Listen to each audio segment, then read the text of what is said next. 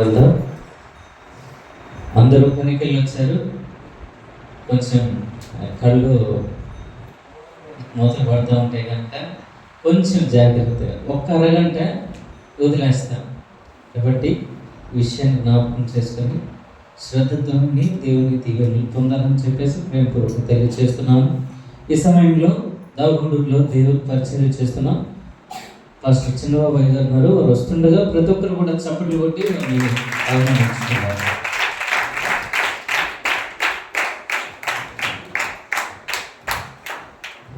హల్లెలూయా హల్లెలూయా హల్లెలూయా హల్లెలూయా హల్లెలూయా.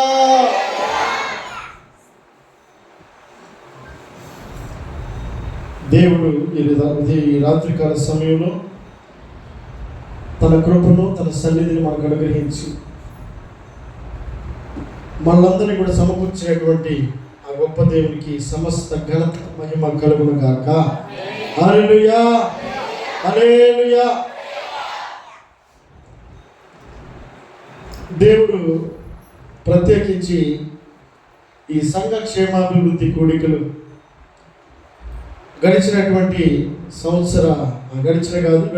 నెలల్లో ఫిబ్రవరి మాసంలో దావగూడూరులో ప్రారంభమైనటువంటి ఈ యొక్క పరిచర్య ప్రతి నెల మొదటి సోమ మంగళవారం బల్లారాధన అయిపోయినటువంటి తర్వాత వచ్చేటువంటి సోమ మంగళవారం దేవుని మందిరాలు మన ఏవైతే ఉన్నాయో ఆ ప్రతి మందిరంలో ఒక్కొక్కటి వరుసగా చూసుకుంటూ వచ్చే క్రమంలో మీ దగ్గరికి అక్కడ ఫిబ్రవరిలో ప్రారంభమైనటువంటి ఈ సంఘక్షేమాభివృద్ధి కూడికలు ఈ డిసెంబర్ మాసానికి మీ దగ్గరికి చేరుకొని దేవుని గణపరచడానికి ఇచ్చిన కృపను బట్టి సమస్త ఘనత దేవునికి కలుగును గాక. హల్లెలూయా హల్లెలూయా. నడిపిస్తున్నటువంటి బలపరుస్తున్నటువంటి దైవజనులు డైరెక్టర్ గారైన డేవిడ్ పల్లయ్య గారికి హృదయపూర్వక వందనాలు. ఈ సమయాన్ని అనుకూలపరిచినందుకై అలాగే ప్రెసిడెంట్ గారు ఏసత్మయ్య గారికి కూడా హృదయపూర్వక వందనాలు తెలియపరుస్తూ ఉన్నాం. ఎందుకంటే ఈ విధంగా సహవాసంలో కలిసి ముందుకు కొనసాగడానికి దేవుడు ఇచ్చినటువంటి ఈ గొప్ప తలంపు తన దాసుల యొక్క మనస్సులో వచ్చినటువంటి మంచి ఆలోచన మమ్మల్ని అందరినీ బలపరుస్తూనే అలాగే సంఘాలు కూడా క్షేమాభివృద్ధి వైపు అడుగు వేయనట్లుగా అనుకూలపరిచినటువంటి కార్యక్రమం బట్టి ఎంతో సంతోషిస్తూ ఉన్నాం. ఈ రాత్రి వేళ మమ్మల్ని ఎంతో ప్రేమగా చేర్చుకొని మమ్మల్ని ఆహ్వానించినటువంటి దైవజనురాలు సునీతమ్మ గారికి మేము ఎంతో చిన్నపిల్లలు అంత ఉంటాం. మన శామ్యూల్ జానన్న వాళ్ళ బాబు అంత వయసు అయి ఉండొచ్చు మాది. అప్పుడు వచ్చి పరిచయం ఇక్కడ ప్రారంభిస్తూ వారు కొనసాగిస్తూ జరిగిస్తున్నటువంటి దైవజనురాలకి హృదయపూర్వక వందనాలు తెలియజేస్తూ ఉన్నాను. అలాగే శామ్యూల్ జానన్న అలాగే సిస్టర్ గారికి కూడా వారు చేస్తున్న పరిచయాన్ని బట్టి సంతోషిస్తూ వారికి కూడా హృదయపూర్వక వందనాలు తెలియజేస్తూ ఉన్నాను. అలాగే ప్రీమియర్ మినిస్టర్స్లో వైస్ ప్రెసిడెంట్గా ఉన్నటువంటి మన తిమోతయ్య గారికి హృదయపూర్వక వందనాలు. అలాగే మన తోటి దైవ సేవకులందరికీ కూడా హృదయపూర్వక వందనాలు తెలియజేస్తూ ఉన్నాను. దేవునికి మహిమ కలుగును గాక. హల్లెలూయా. చేరువచ్చి దేవుని యొక్క సన్నిధిలో దేవుని స్తుతించుటకై దేవుని మాటలు వినాలని ఎంతో ఆసక్తిగా సమయాన్ని వెచ్చించి వచ్చినటువంటి మీ అందరికీ కూడా హృదయపూర్వక వందనాలు. సమయంలో కొద్ది నిమిషాలు దేవుని యొక్క మాటలు పరిశుద్ధ గ్రంథంలో నుండి కొన్ని మాటలని జ్ఞాపకం చేసుకుందాం.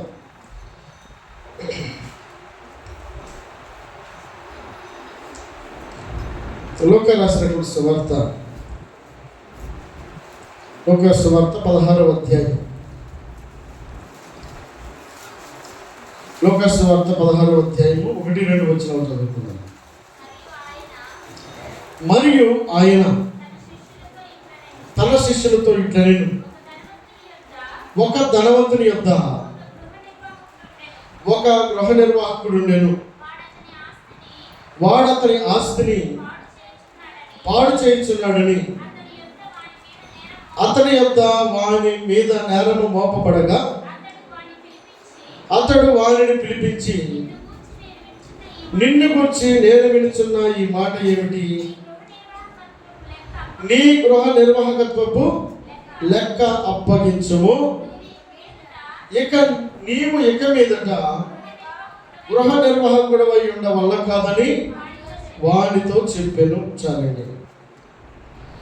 ఈ మాటలో కనబడుతున్నటువంటి ఇద్దరు వ్యక్తులు, ఒక ధనవంతుడు, ఒక గృహ నిర్వాహకుడు కనబడతా ఉన్నాయి. ధనవంతుడు తన బాధ్యతలను, తన పనిని అప్పగించినటువంటి ఒక గృహ నిర్వాహకుడు ఉన్నాడు. ఆ గృహ నిర్వాహకుడు తన ధనవంతుడైనటువంటి వ్యక్తికి సహకారంగా పనిచేస్తూ ఉన్నటువంటి క్రమంలో ఆ పనిని కొనసాగించేటువంటి విషయంలో చాలా శ్రద్ధగా పనిచేస్తూ కనబడుతూ ఉన్నాడు. అయితే ఒక రోజు ఆ గృహ నిర్వాహకుడి యొక్క విషయమై తన యొక్క లెక్కను చూసేటువంటి విషయంలో మొత్తానికి యజమానుడికి తన ఆలోచనలో, అలాగే తాను వినినటువంటి మాటను బట్టి ఆ గృహ నిర్వాహకుడు తన లెక్కను అప్పగించమనేటువంటి ఆలోచన అప్పటి వరకు ఎన్నడూ కూడా తనను పట్టించుకున్నటువంటి వాడు కాదు.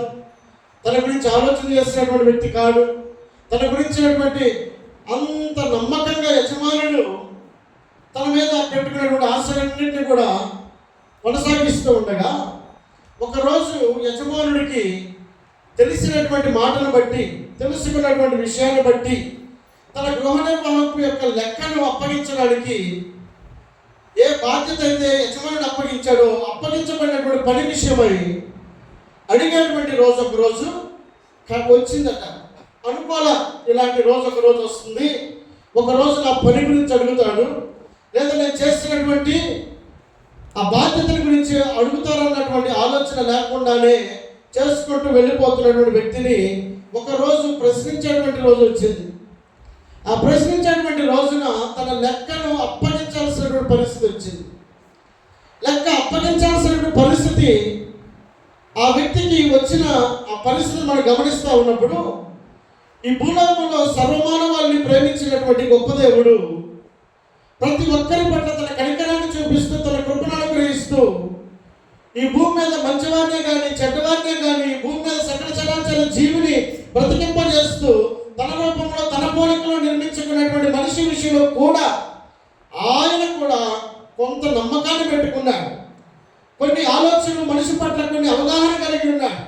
కొన్ని ఆలోచనలు మనిషి పట్ల ఆయన పెట్టుకున్నవాడై ఉన్నాడు. ఆ మనిషి ఏ విధంగానైనా సరే ఆయనకు తగినట్లుగా జీవిస్తాడని ఆ నమ్మకత్వాన్ని గూర్చి ఆయన కూడా ఆలోచన చేస్తూ ఉన్నాడు.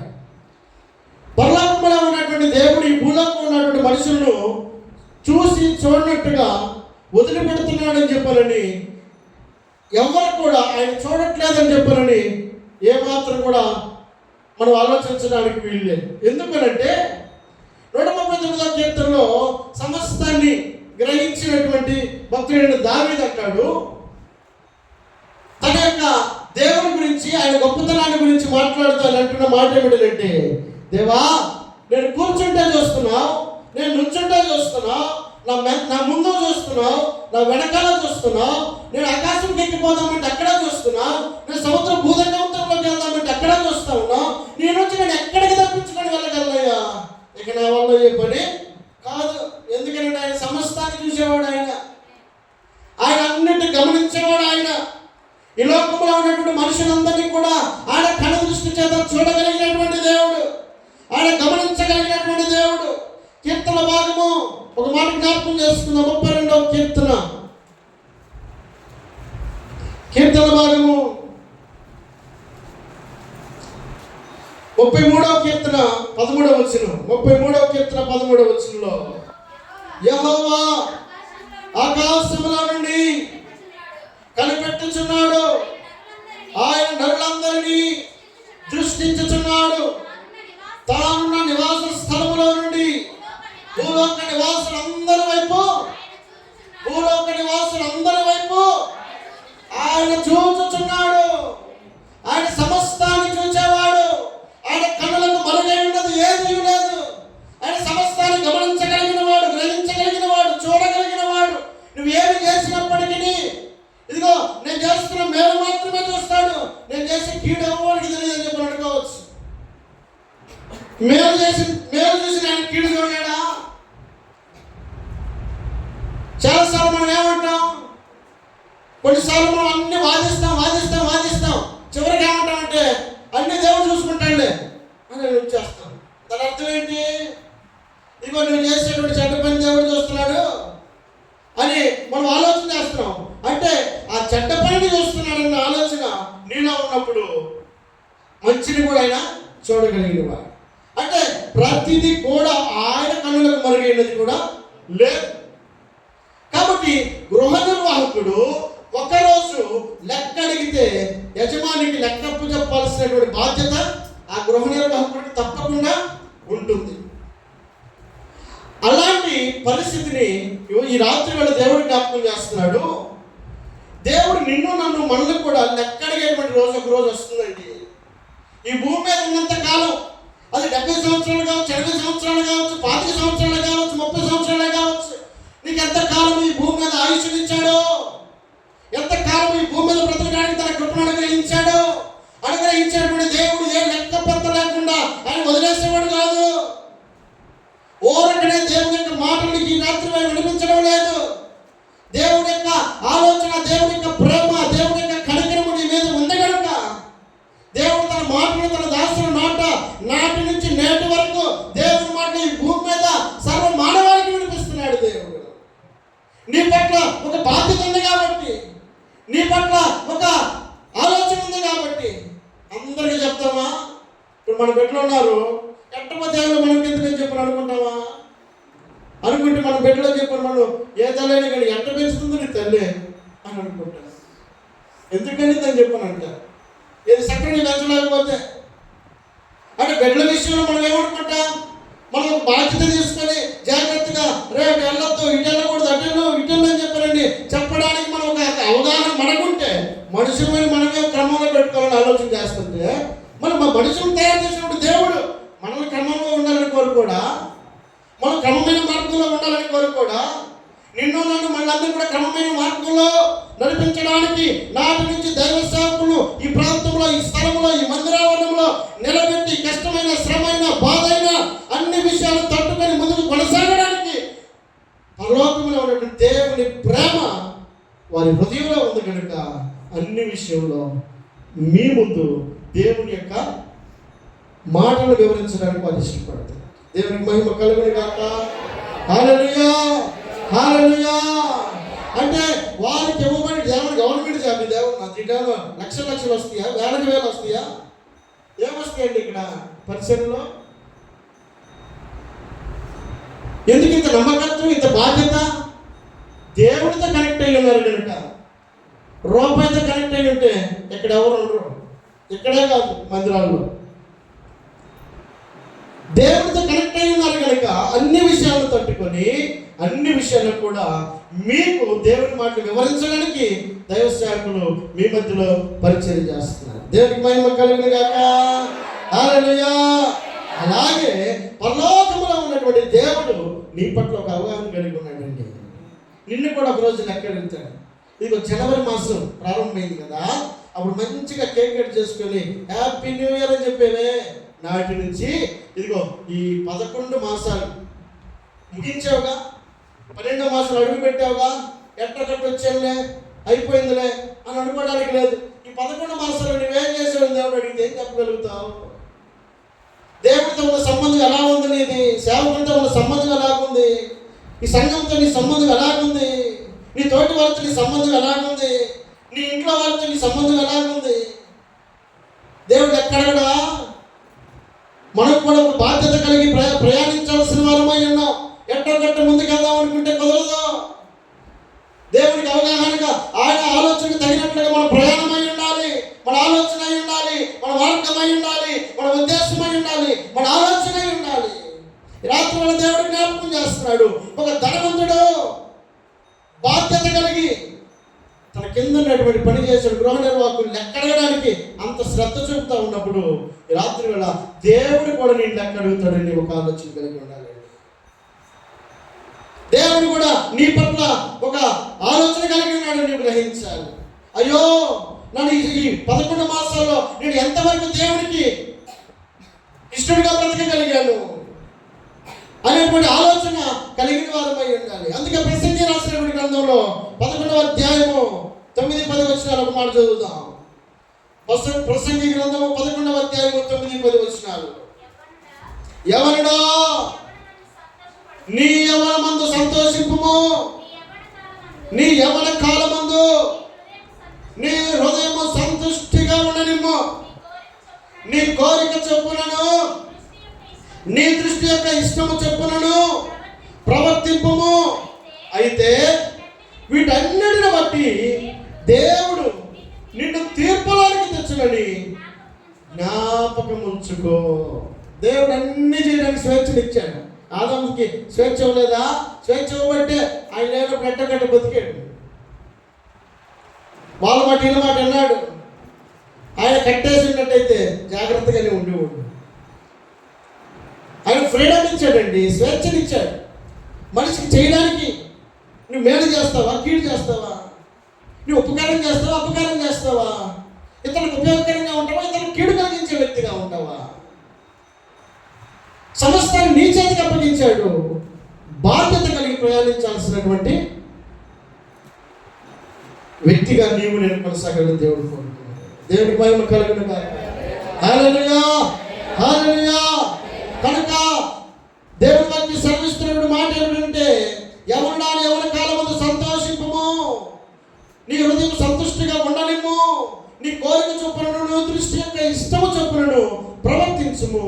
ఇవన్నీ కూడా చెప్పాడు. కానీ చివరిలో కండిషన్ పెట్టాడు ఆయన. అయితే వీటన్నిటిని బట్టి ఆయన నిన్ను తీర్పులోనికి తెచ్చునని జ్ఞాపకం చేసుకోవాలంట. ఒకరోజు నేను చేసే పని ఆయన లెక్క అడుగుతాడు. ఒకరోజు నేను మాట్లాడే మాటకి ఆయన లెక్క అడుగుతాడు. ఒకసారి నేను వెళ్తున్న మార్గాన్ని ఆయన లెక్క అడుగుతాడు. ఇదిగో నేను చేస్తున్న పని విషయంలో ఆయన లెక్క అడుగుతాడు. కాబట్టి నేను ఆయనకి ఇష్టమైనటువంటి వ్యక్తిగా బ్రతకాలన్న ఆలోచన నీవు నేను ఒక్కసారి ఏ పని చేసేటప్పుడు మనకు నచ్చినట్టుగా చేసుకుంటా కాదు, ఆ మనల్ని సృజించినప్పుడు దేవునికి నచ్చినట్టుగా మనం ప్రయాణమై ఉండాలి. దాని స్తోత్రం చెల్లిద్దా? హల్లెలూయా. కాబట్టి దేవునికి ఇష్టమైనట్లుగా బ్రతకాలని ఈ రాత్రికాల సమయంలో దేవుడు జ్ఞాపకం చేస్తూ ఉన్నాడు. దేవునికి మహిమ కలుగును గాక. పరిశుద్ధ గ్రంథంలో ఒక వ్యక్తి నాడు, ఆ వ్యక్తి పేరు మనం దానియేలు గ్రంథం 4వ అధ్యాయంలో, దానియేలు గ్రంథం 4వ అధ్యాయము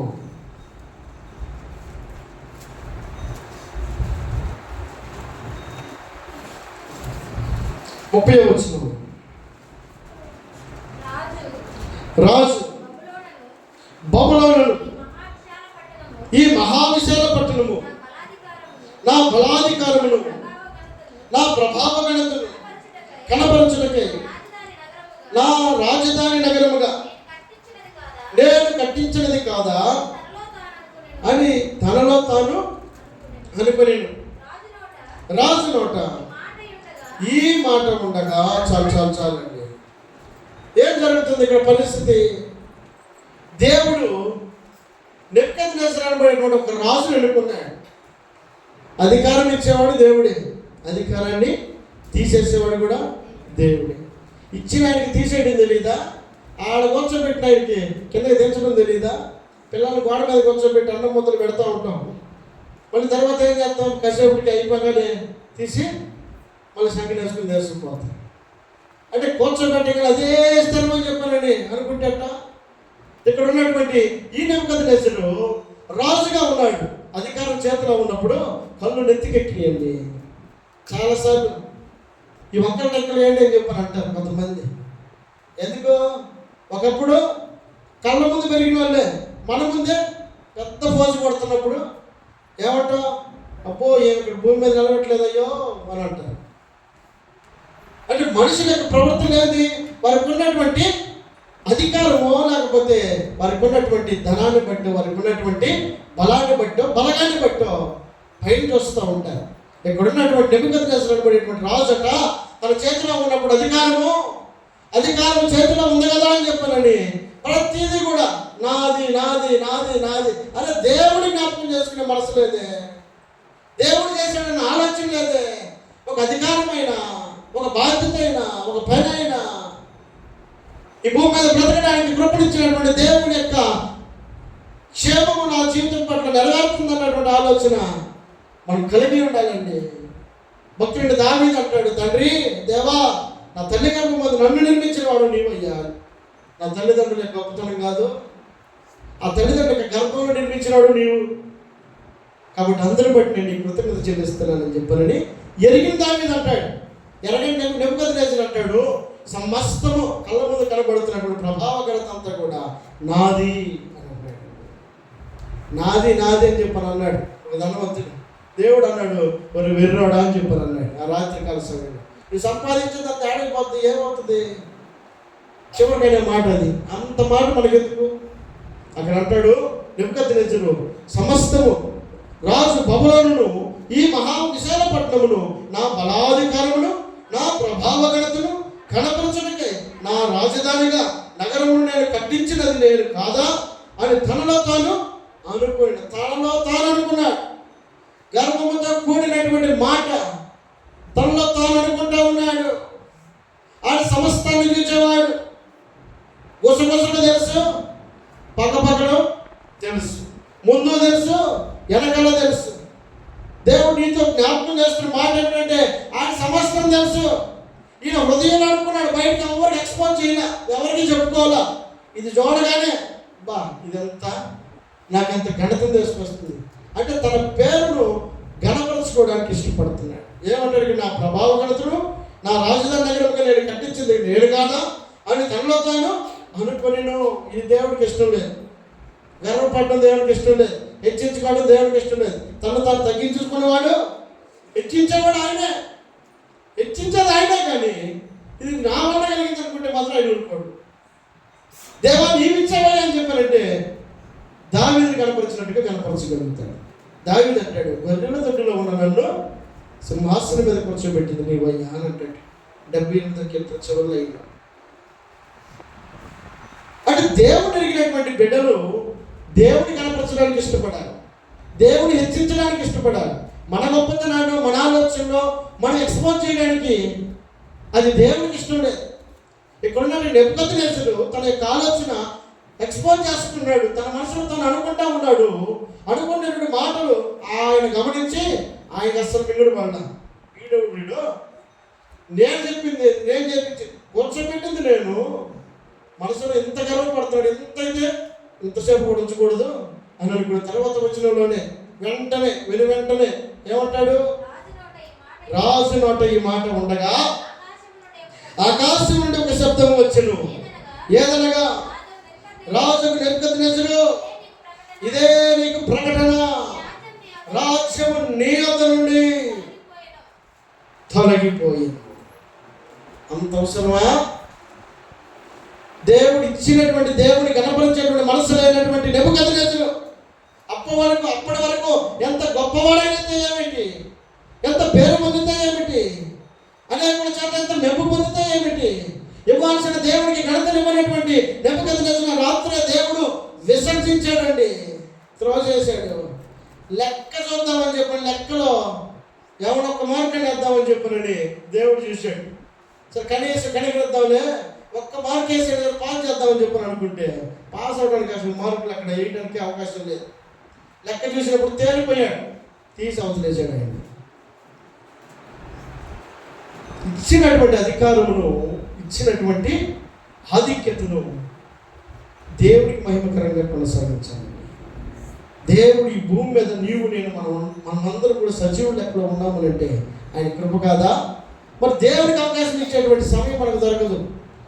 ఇగో ఏ పనికైనా లేదా ఏదైనా కానీ మన సొంత పనులకైనా అన్నిటికీ సమయాన్ని వెచ్చించగలుగుతాం. కానీ అయ్యో దేవుడి మందిరంలో ప్రార్థన దేవుడు లేకపోతే దేవుడి మందిరంలో కూడిక జరుగుతుందనో లేకపోతే దేవుడి మందిరంలో ఈ పని జరుగుతుందనో మనం దానికి మాత్రం వెచ్చించడానికి, దానికి మాత్రం సహకరించడానికి, దానికి మాత్రం సమయం ఇవ్వడానికి మాత్రం కొన్నిసార్లు వెనకడుగు వేస్తూ ఉంటాం. ఇది దేవుడికి ఇష్టమా? కాదు కదా.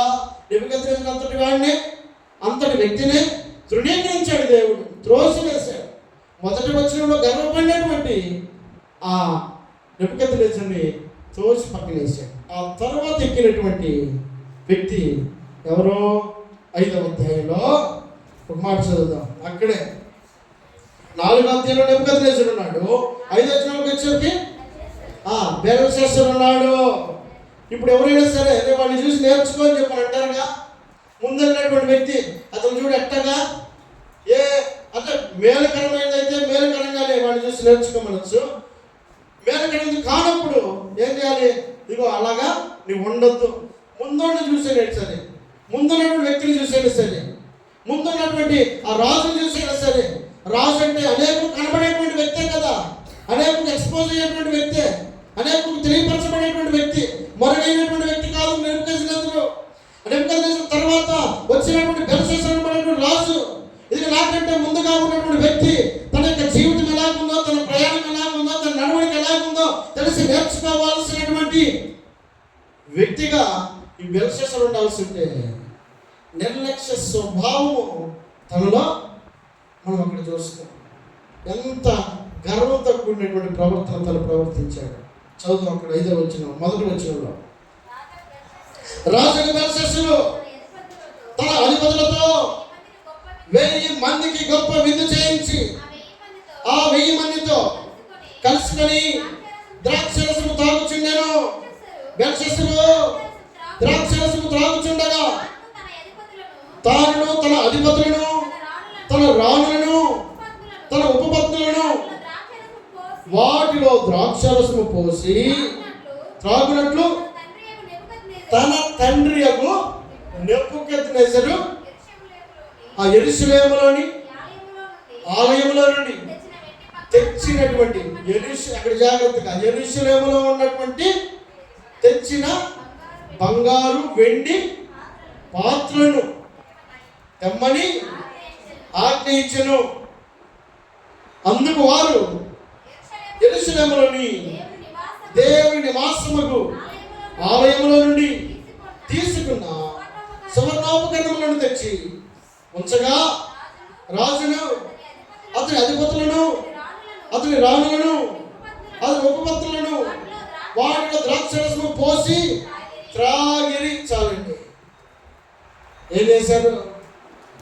తన తండ్రి అయినటువంటి నెబుకద్నెజరు యెరూషలేములో నుండి తీసుకొచ్చినటువంటి వెండి బంగారములతో కూడినటువంటి పాత్రలు అయితే ఉన్నాయో ఆ తీసుకొచ్చాడు. ఆ పాత్రలను తీసుకొని దాంట్లో ద్రాక్షరసం పోసి తనతో పాటు ఉన్నటువంటి వ్యక్తులందరికీ మంచి పార్టీ ఇస్తూ ఎంజాయ్ చేస్తున్నాడు, ఆనందిస్తున్నాడు, సంతోషిస్తున్నాడు. దేవుని మందిరములో నుంచి తెచ్చినటువంటి సువర్ణోపకరణములు అంటే ఎంతో విలువైనటువంటి బంగారు పాత్రలు, వెండి పాత్రలు, వాటిని తన సొంత ఆలోచనకు అలాగే తన సొంత అలవాట్లకు తావిచ్చిన వాడే ఏం చేశాడు? వాటన్నిటిని కూడా పాడు చేశాడు. దేవుని మందిరంలోని ఉపకరణాలను అతడు మలినపరిచాడు. దేవునికి అయిష్టమైన కార్యాల చేత వాటిని నింపేశాడు. ఇప్పుడు చూస్తున్నటువంటి దేవుడు కనుమరుగు చేసి ఉండగలుగుతాడా? అధికారులు కూర్చోబెట్టింది ఎవరు? తండ్రిని తీసేసి కుమారుడైన సక్రంగా పరిపాలన చేస్తాడని చెప్పి మళ్ళా ఒక అవకాశం ఇచ్చాడు. మరి సక్రంగా ప్రవర్తించాలి కదా. అయ్యో నా తండ్రిని అంటే తృణీకరించాడు కానీ నేను మాత్రం అట్టు ఉండకూడదని చెప్పాలని ఉండాల్సినటువంటి వ్యక్తి ఈ బెల్షస్సరు తనకి ఇష్టమైనట్టుగా బ్రతికిన కారణాన దేవుడు అక్కడ ఒక మాట అంటాడు. 22వ వచనంలో బెల్షస్సరు అతని కుమారుడు నీవు ఈ సంగతి అంతయు ఎరిగియుండి నీ మనస్సును అణుచుకొనక పరలోకమందున్న ప్రభువు మీద నిన్ను నీవే హెచ్చించుకొంటివి. ఎట్లనగా నీవును, నీ అధిపతులను, నీ రాణులను, నీ ఉపపత్నులను దేవుని ఆలయ సంబంధములు ఉపకరణములలో ద్రాక్షరసం పోసి త్రాగవలనని వాటిని తెచ్చి ఉంచుకొని వాటితో త్రాగుచు చూడనైను, విననైను, గ్రహింపకైనను, చేతకాని వెండి, బంగారు, ఇత్తడి, ఇనుము, కర్ర, రాయి అని వాటితో చేయబడిన దేవతలను స్తుతించుదురు గాని నీ ప్రాణమును, నీ సకల మార్గములను ఏ దేవుని వశమున ఉన్నవో అయినను నీవు గణపరచలేదు. కావున ఆయన ఎదుట నుండి వచ్చి ఈ వ్రాతను వ్రాసెను. వ్రాసిన శాసనం ఏదనగా మెనే మెనే టేకెన్ పార్సెన్. ఈ వాక్య భావం ఏమనగా మెనే అనగా దేవుడు నీ ప్రభుత్వ విషయంలో లెక్క చూచి దానిని ముగించెను. ఏం చేశాడంట ఆయన? లెక్క చూచి దానిని ముగించి. లెక్క చూచేవాడండి. మనం లెక్క లేకుండా మనం ఉండొచ్చాము, కానీ ఆయన అన్ని లెక్కలు సరిచేయగలిగినాడు. దేనికి ఎన్ని మార్కులు వేయాలో ఆయనకి బాగా తెలుసు. బ్యాక్గ్రౌండ్ని బట్టి చూసి మార్కులు వేసేవాడు కాదు ఆయన. మన మనసును బట్టి మార్కులు వేసేవాడు ఆయన. మన క్రియలను బట్టి మార్కులు వేసేవాడు. మన ప్రవర్తనను బట్టి మార్కులు వేసేవాడు. మన జీవితాన్ని బట్టి మార్కులు వేయగలిగిన వాడు ఆయన. తనకున్నటువంటి అధికారమును దుర్వినియోగపరుచుకుని తనకి ఇష్టమైనట్టుగా బ్రతకడానికి ఇష్టపడినటువంటి బెల్షస్సరు యొక్క జీవితాన్ని దేవుడు ఆ రాత్రి ముగించేశాడు. ఒక్క అధ్యాయంలోనే తన జీవితాన్ని ముగించేశాడే. ఎన్ని సంవత్సరాలు పరిపాలన చేయాలి? ఎన్ని సంవత్సరాలు దేవునికి ఇష్టంగా బ్రతకడానికి అవకాశము తన ముందు ఉన్నప్పటికీ దాన్ని తృణీకరించుకున్నటువంటి వ్యక్తిని ఆయన తృణీకరించాడు.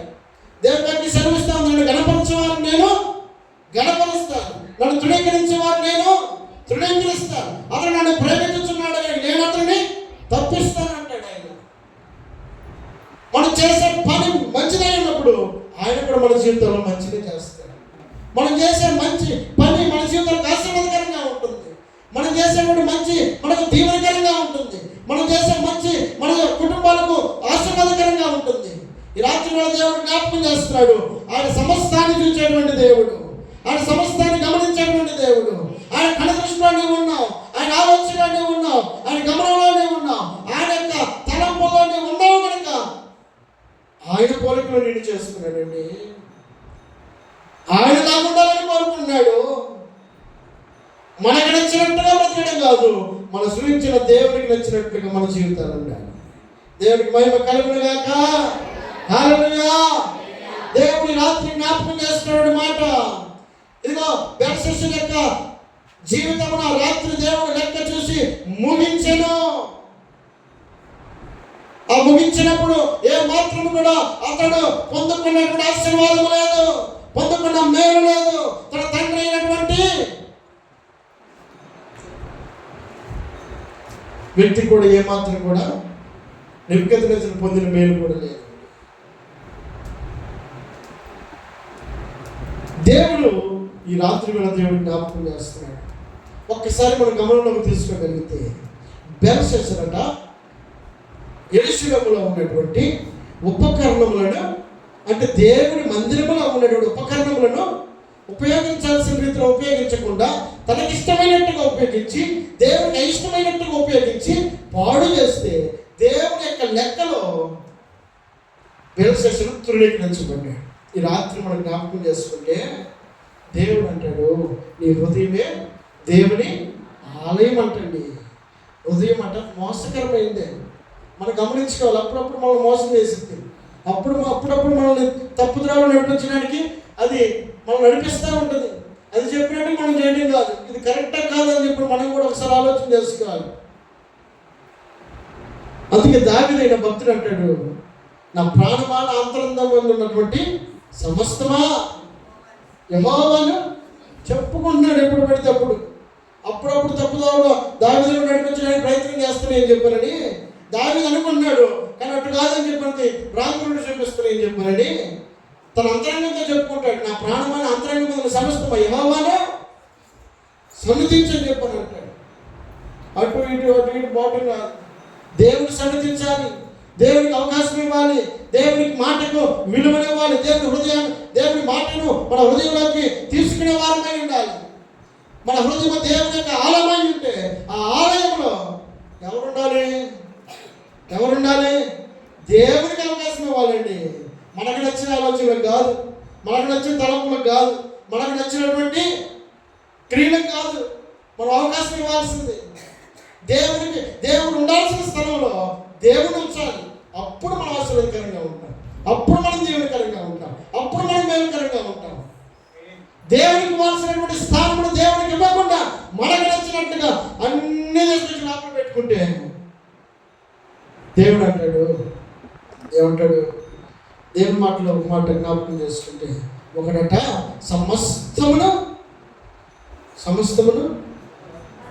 సంపాదించుకొని చివరికి తన ప్రాణాన్ని పోగొట్టుకున్నాడంట. అన్నిటికీ అవకాశం ఇచ్చాడు, ఏది కాదల్లా. లోకంలోది దేవుంది రెండు సూట్ అవుతాయా? కుదరదు కదా. లోకమన్నా కావాలి, లేకపోతే దేవుడన్నా కావాలి. ఇక్కడ అక్కడ అంటే దేవునికి ఒక కాలు, లోకానికి ఒక కాలు వేస్తే ఆమెకు ఎటు కాకుండా మన జీవితం ఇదైపోతుంది. స్థిరమైనటువంటి వ్యక్తులుగా ఈ రాత్రికాల సమయంలో దేవుడిని జ్ఞాపకం చేస్తున్నాడు. బెల్షస్సరుకి అవకాశం ఇచ్చాడు, నెబుకద్నెజరుకి అవకాశం ఇచ్చాడు. సద్వినియోగపరచుకోవాల్సిన బాధ్యత వారి మీద ఉంది. వారు చేసినటువంటి క్రియలను బట్టి దేవుడు వారికి ఇచ్చిన ప్రతిఫలము దేవుడు లెక్క చూచి ముగించినప్పుడు, వాక్యంలో రాయబడిన మాట 25వ వచనంలో ఈ వాక్య భావం ఏమనగా అనగా దేవుడు నీ ప్రభుత్వం లెక్క చూచి దానిని ముగించెను. తెకేలనగా ఆయన నిన్ను త్రాసులో తోచగా తక్కువగా కనబడితే, ఏమాత్రం వెయిట్ లేదు, బరువు లేదు. వెయిట్ ఉండాలంటే మనం ఆయనకి ఇష్టమైనటువంటి వ్యక్తులుగా ఉండాలి, ఆయనకి నచ్చినటువంటి వ్యక్తులుగా ఉండాలి. రాత్రికాల సమయం దేవుడు జ్ఞాపకం చేస్తాడు అన్నమాట. ఒక ధనవంతుడు ఈరోజు కాదు 10 రోజుల తర్వాత తెలిసాడు. యజమాని పనిచేసేటువంటి వ్యక్తిని లెక్క అడుగుతాడా లేదా? ఖచ్చితంగా లెక్క అడుగుతాడు. 10 రోజుల తర్వాత ఏ రోజు చేసినా లెక్క చెప్పాలి అన్నాడు. గ్రహింపు ఇతనికుండా ఏ పర్లేదు, సాగిన రోజు సాగిందని చెప్పాను, కానీ నిర్లక్ష్యం పరిస్తే లెక్క అడిగిన రోజు నీళ్ళు నవ్వాల్సి వచ్చింది. ఏం చెప్పాలో అర్థం కాదు, ఈ లెక్క తీసేటే ఏమో అర్థం కాదు. అలాగే ఈ రాత్రికాల సమయంలో దేవుడికి ఇచ్చిన అవకాశం ఏదైతే ఉందో, ఏ సంవత్సరము దేవుడికి దయాకిరీటిని అనుగ్రహించాడు, ఇంతవరకు నువ్వు నడిచినటువంటి మార్గంలో దేవుడి దగ్గర నీవు లెక్క తీర్చినప్పుడు ఆ త్రాసులో నువ్వు వెయిట్ కలిగి ఉన్నావా, లేకపోతే తేలిపోతా ఉన్నావా? ఏ క్రియలు దేవుడికి ఇష్టమయ్యాయో ఈ రాత్రికాల సమయంలో వారికి అవకాశం ఇవ్వలేదు, కానీ దేవుడు నీకు అవకాశం ఇచ్చాడండి.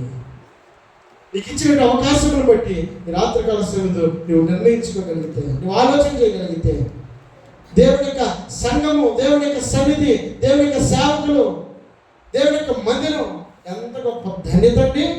మన మధ్యలో దేవుని మందిరం ఉంటామంటే ఎంత గొప్ప పుణ్యం చేసుకున్నాం. దేవుడు ఇచ్చినప్పుడు ఎంత గొప్ప అవకాశం ఇది. ఈ అవకాశం సద్వినియోగపరచుకోవాల్సిన బాధ్యత నీది, నాదండి. ఇవ్వబడిన అవకాశాన్ని సద్వినియోగపరచుకోలేదు కాబట్టి బెల్షస్సరుడైనా నెబుకద్నెజరైనా దేవుని చేత తృణీకరించబడ్డారు. ఈ రాత్రికాల సమయంలో అవకాశం ఇవ్వబడినటువంటి నీవు ఆయన లెక్క చూసినప్పుడు నీవు కూడా ఆయన త్రాసులో నీవు కూడా దేవుడికి మహిమకరంగా నిలబడదు గాక. దేవుడి మాటలు దీవించి ఆశీర్వదించిన గాక.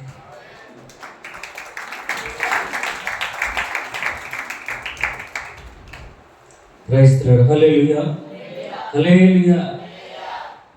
మంచిది, చాలా చక్కగా దేవుని వాక్యాన్ని అందించిన దైవ సేవకులకి హృదయపూర్వక వందనాలు తెలియజేస్తున్నాను. మీరు కూడా చాలా చక్కగా ఓపికగా దేవుని వాక్యాన్ని విన్నందుకు మీకు కూడా హృదయపూర్వక వందనాలు తెలియజేసుకుంటున్నాను.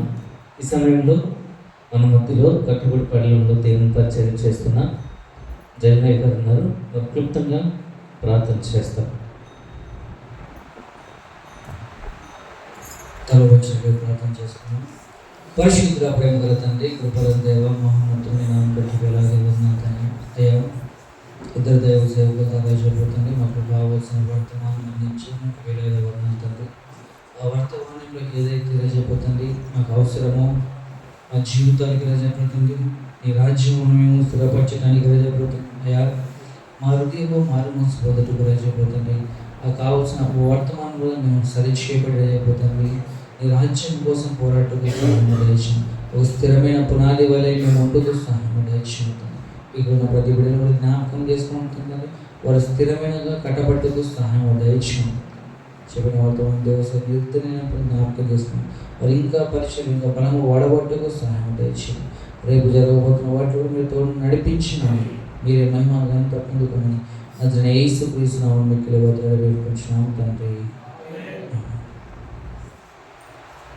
మంచిది. రేపు ఉదయకాల సమయంలో 4:30 గంటలకు ఈ యొక్క ఉదయకాల సమయంలో స్తుతి ఆరాధన ఉంటుంది కనుక సంఘస్థులు ఎవరైతే రావాలని ఆశపడుతున్నారో వారు కూడా వచ్చి ఆ యొక్క స్తుతి కొడుకులో పాలు పంచుకోవాల్సిందిగా ప్రేమపూర్వకంగా తెలియజేస్తున్నాను.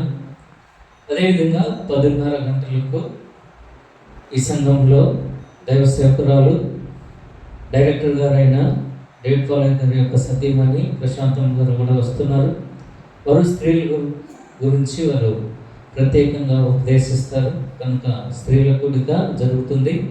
అదే సమయంలో దైవ సేవకుల సదస్సు కూడా జరుగుతుంది కనుక ఈ విషయాన్ని మీరు జ్ఞాపకం చేసుకొని త్వరగా 10:30కు ఈ యొక్క మందిరంలో చేరినట్లయితే ఆ యొక్క స్త్రీల కూడిక ప్రారంభించబడుతుంది. తదనంతరం రేపు రాత్రి 7 గంటలకు మేము ఎక్కడికి పోం, ఈరోజు లేట్ అయినట్టుగా లేట్ అవ్వదు. రేపు 7 గంటలకు షార్ప్గా ప్రారంభించడం జరుగుతుంది కనుక ప్రతి ఒక్కరు కూడా త్వరగా ఈ పనులు ముగించుకొని త్వరగా వచ్చినట్లయితే తిరిగి 9:30 కల్లా ముగించబడుతుంది. రేపు కూడా 2 దైవ సేవకులు వర్తమానం అందిస్తారు. విషయాన్ని జ్ఞాపకం చేసుకొని మీ వ్యక్తిగత ప్రార్థనలో జ్ఞాపకం చేసుకోవాల్సిందిగా ప్రేమపూర్వకంగా తెలియజేస్తున్నాను. ఈ సమయంలో చివరిగా మన మధ్యలో దైవ సేవకులు ఉన్నారు, తిమోతయ్య గారు ఉన్నారు. చివరి ప్రార్థన చేసి ఆశీర్వాదం ఇస్తారు. తర్వాత దైవ సేవకురాలు మాట్లాడతారు.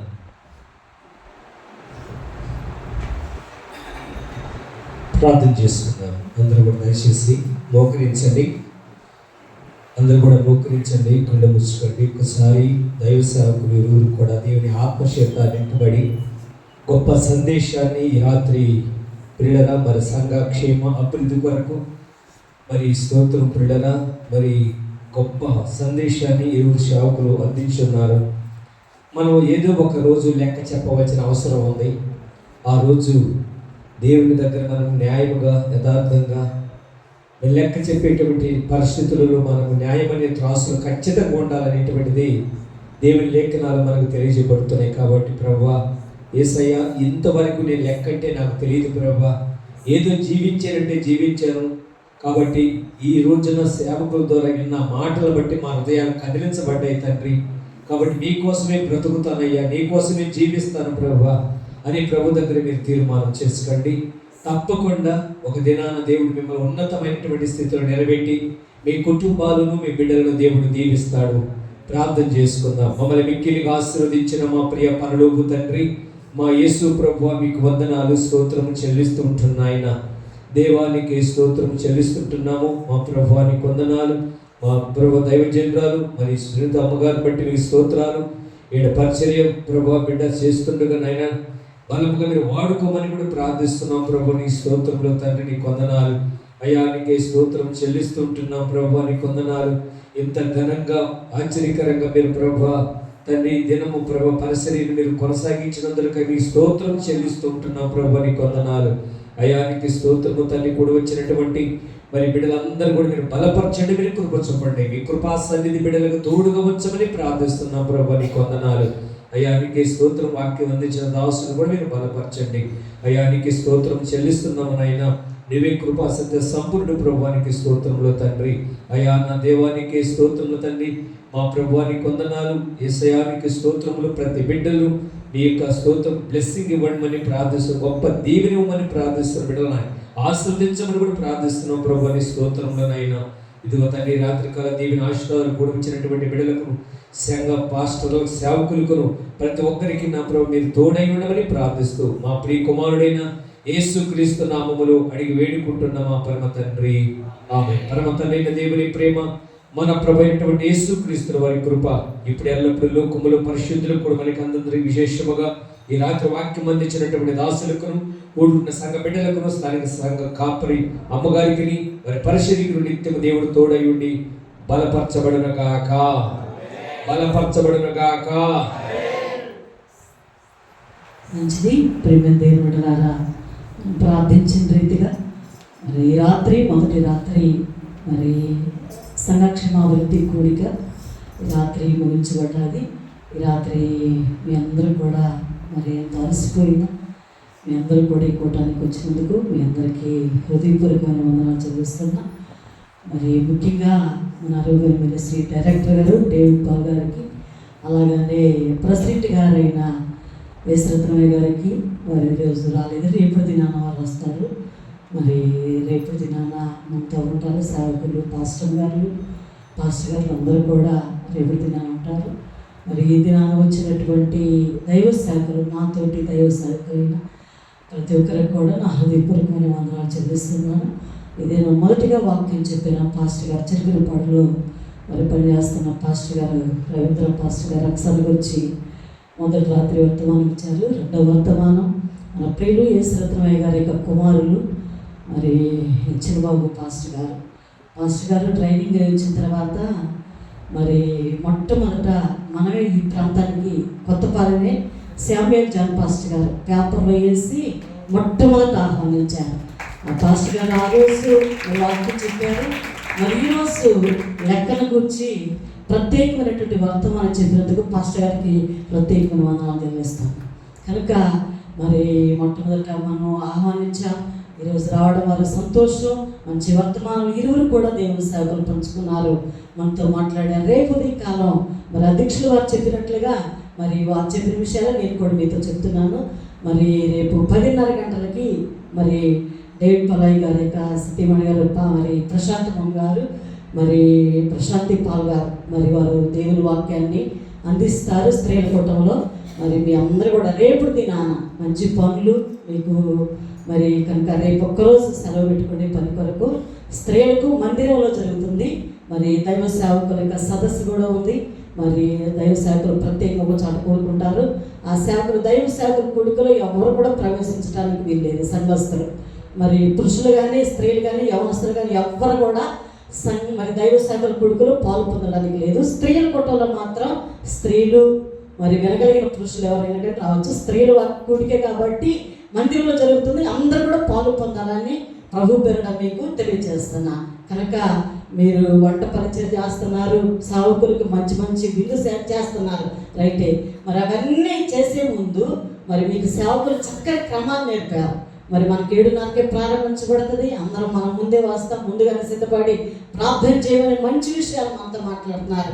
కాబట్టి ఈరోజు ఆలస్యమైనట్లుగా మీరు రేపటి దినాన, రేపటి పగటి కాలం, రేపు రాత్రి మరి మీరు ఆలస్యం చేయకుండా మరి అధ్యక్షులు వారు ప్రకటించినట్లుగా 7 గంటలకే కూటం స్టార్ట్ అయ్యి 9:30కు ముగించబడతారని ప్రకటన చేశారు. అలాగే ముగించబడదు కాబట్టి మీరు, మీ కుటుంబం, మీ పిల్లలు, మీ యొక్క కలిగిన మీ కుటుంబంలో ఉన్న భర్తలు, మరి మీరందరూ పురుషులు, స్త్రీలు, అందరూ యవనస్తులు ప్రతి ఒక్కరు కూడా రేపటి దినాన జరిగే మరి ఆ కూడికల్లో మీ అందరూ కూడా పాలు పొందాలని ప్రభు పేరున మీకు తెలియజేస్తున్నాను. మరోసారి మీ అందరికీ కూడా హృదయపూర్వక వందనాలు చెల్లిస్తూ ఈ కూటమి ముగించబడదు. అలాగే స్థితి గుడికి కూడా ఉదయకాలము మరి 5 గంటలకి 4 గంటలకి 4:30కి జరిగించబడుతుంది. స్థితి గుడికలు కూడా పాలు పొందే మరి మెలుగు కలిగిన మీ అందరూ కూడా రావాలని ప్రభు పేరున మీ అందరికీ తెలియజేస్తూ ఈ నా మాటలు నేను ముగిస్తున్నాను. అందరికీ వందనాలు.